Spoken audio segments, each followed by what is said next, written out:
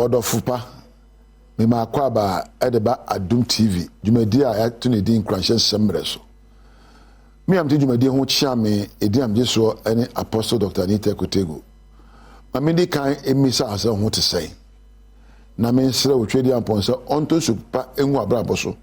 na abrabo enye krabehe abrabo aye buye no ya na ye nyina pese ye binya nimdie na amaya tumpon na ma eni agye. Our basic aim in life is to be happy, successful, and prosperous. No one sets out to fail in life. Obi anwa si abrabo mo se me de mekodi nkuguo ana mekopa were ho ana wo bre dabi ye nyina sori a enegye ahoto enkoso ene empo enkonimdie na ansa na bedi nkunim no ye wonyema bi wo ho asa wutimi eyo ba kone say you have to take time to remove toxic people from your life without explanation. Toxic people say utubo na osam won na fofo abusua woni oni onko ba na ebu a ye poison obu a na futuo ehye wa brabo ebu on nsam kekakwa e ya baguro obu ase oyi na ni kura hwe wo kura no wa hwe ba mo wapori abrabom senkro for from poisonous people and are toxic me nka se koto obi din o na wan ka hwe wo na fofo mu din ni o dead wo enko pension o yenko pe me ye ntimi nye o ye de ha na yete yenko so asabe ye de ye no ana senkro for na se oyi onfu abrabom wo ba abrabom Nyankopon bo wo nko e o musa anyonkofa edi nkunimdi nanam saa so na Nyankopon edi nkugu nanam and a protocol says, show me your friend and I'll show you your character. Chirema danfo na minche usu. Usu ne se onipa ane ne koba no obesua usu besua no. Onipa ane ne koba no obetumi afutufuo ama apagya wabrabo ana betumi ama wabrabo asifom. Nti baba ye bo no sa wubua obu bra ya na wahwe nipa ane nam ne yie.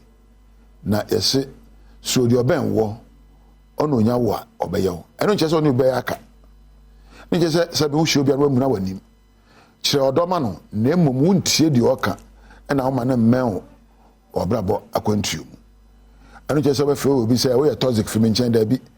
na emom obehwe ne yie na wantie na futuo entre na msam keka. Take your time to carefully choose your life pathways. Abrabo ye wo waba no na ye bie kwan bia ma wo se wo fa so ye frɛ no pathways miminim ne de minim se woni modi a kwan bi wo ba fa so edi nkunim kwan bi wo ba fa so anya anegye kwan bi wo ba fa so anya yedie ɛna ebi so wo ba fa so edi nkuguo ye se wo hye ne nso na wankofo obi kwan so na obi a wo ne kwan. Create your own pathways and choose to follow.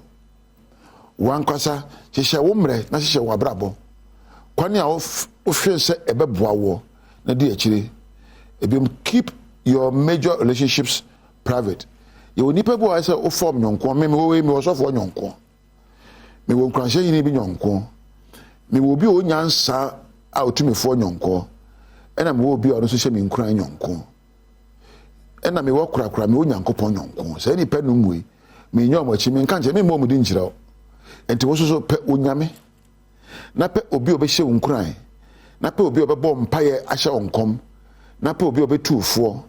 na pe obi a utofom a obetumi pagya wo emfa nyonko keke fa nyonko ade mfaso de bebrɛ wo fa nyonko wo nyansa fa nyonko otufupa fa nyonko hye Nkuran fa nyonko asa otehwe obebɔ abaso amo asode na fa nyonko obebɔ ho ban na wahye wonkom na wabɔ mpaye ama wo na korakora fa otwedi ampo no nyonko ya na yeso yare afo bia nyonko ko social media won na wo Facebook obi a wadanfo hu de wonim dodo na ba Facebook nya danfo. Social friends are not friends. Create a bank of positive oriented friends. Create a bank hihye obi asa ho kire wa betimi adan wonye sikafam akwankyere afutuo Nkuranhyɛ mpaebɔ empo enkomhye empo empeja ebetumi aba ne sɛ nipa no bɛyɛ okunu ana woyere ana agya ne anabi ana busuani bi ana mpo obi ane yɛ adwuma enye sofo keke pe obi saa na ho behia odankwama emfim mfa nyonko keke. Choose your own friends, those who can encourage positive emotions and cultivate an attitude in you. Krakra no upe yedia ese wo fa suban miensa we anan anan enum didi kan ahohyeso e fa ne self control ahohyeso babo ne bebre bebunka mo so koyo me menyo me so wahwe pagya me fa me hye wo fa me hye na eba wanim eba wotim ese wonya ahohyeso na wo semu yi ne ese fatama wo nya ade nyina na edi akire ma na boa ye ni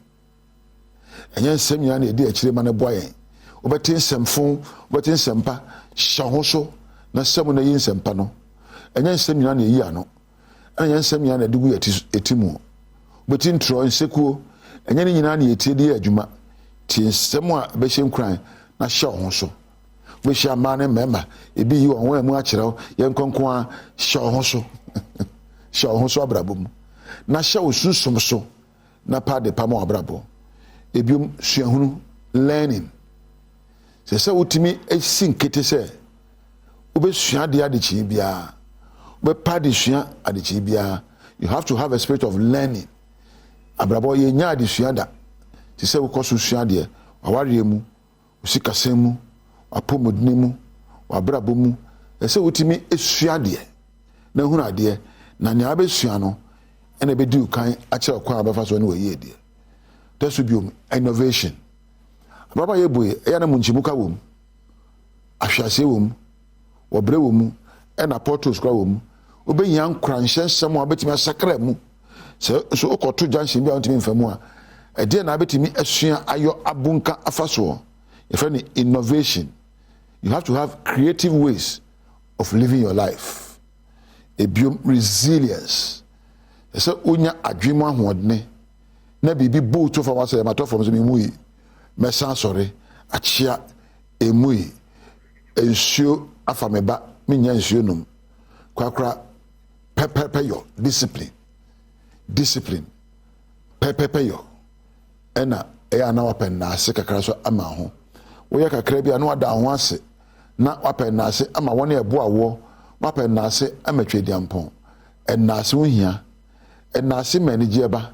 entwe mo na nyin sa wada nipa ase da ase na manage nwaro enti niam maka no self control, a learning spirit, innovation, mental resilience, discipline and gratitude. These are the core ingredients to create a life of success for you. Ebi wo hobium na ade chi amesa ba ho na obeka ana meja wo na mama memfa na se ma Thomas wo production room na Rahel na wo beka mpedu na mensanso na osmosis ase e wo sound na aduma adwuma ko nyina wo bo ame adwumadi ba wo nchen wo a wonya mmerehwe ame de ni ame ka ne tiawa woni onyame entina